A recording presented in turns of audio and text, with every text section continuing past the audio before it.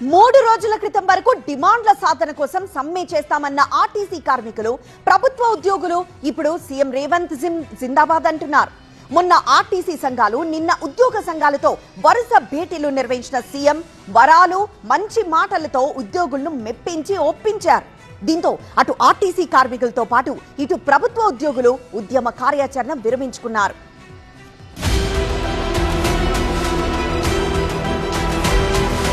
Telangana CM Revanth Reddy రాష్ట్ర ప్రభుత్వ ఉద్యోగుల సంక్షేమం, వారి సమస్యల పరిష్కారంపై చాకచక్యంగా వ్యవహరిస్తున్నారు. సీఎం రేవంత్ రెడ్డి మొన్న ఆర్టీసీ సంఘాలు, నిన్న ఉద్యోగ సంఘాల జేఏసీతో భేటీ అయ్యారు.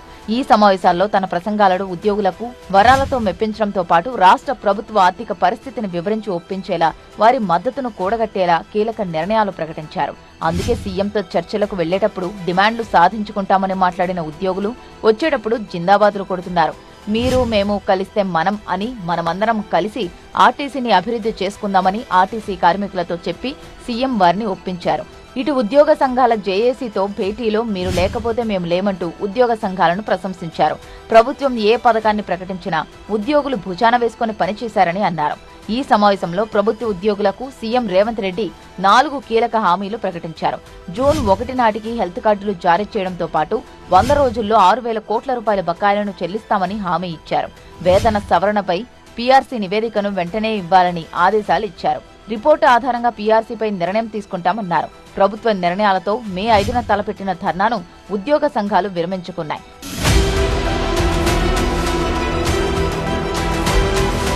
ఆర్టీసీ కార్మికుల చిరకాల వాంఛలైన కారుణ్య నియామకాలు, బకాయిల చెల్లింపుపై సీఎం సానుకూల నిర్ణయాలు ప్రకటించారు. గత ప్రభుత్వం వదిలి వెళ్లిన బకాయిలను తాము క్లియర్ చేస్తున్నామని, ఇటీవల ఉద్యోగుల కోసం 1,000 కోట్ల రూపాయల బకాయిలను విడుదల చేశామని చెప్పారు. యూనియన్ల ఏర్పాటు, విలీనం వంటి అంశాలపై కార్మిక సంఘాలే ఒక ప్రణాళికబద్ధమైన నిర్ణయానికి రావాలన్నారు. ప్రభుత్వం పీఆర్సీ లాంటి అంశాలపై త్వరలోనే స్పష్టమైన నిర్ణయం తీసుకుంటుందని భరోసా ఇచ్చారు.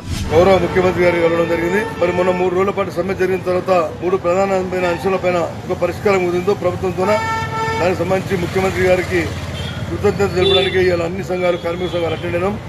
మా జేఏసీ తరఫున ఈరోజు ముఖ్యమంత్రి గారు ఒక సుహృద్భావ వాతావరణంలో ఆర్టీసీ కార్మికుల పట్ల, సమస్యల పట్ల వారు పరిష్కరించే దిశగా ఏదో మనకు వాగ్దానాలు చేశారో జేఏసీగా చాలా సంతోషపడుతున్నాం. అదేవిధంగా ఎలాంటి సమస్యనైనా ఖచ్చితంగా త్వరలో పరిష్కరిస్తారని వారు హామీ ఇవ్వడం జరిగింది. మొత్తానికి డిమాండ్ల సాధన అంటూ సమావేశానికి వచ్చిన ఉద్యోగులకు సీఎం రేవంత్ ఓవైపు వరాలు ప్రకటిస్తూ, మరోవైపు ప్రశంసలు కురిపిస్తూ వారి సమ్మెలకు వెళ్లకుండా సానుకూల వాతావరణం సృష్టిస్తున్నారు.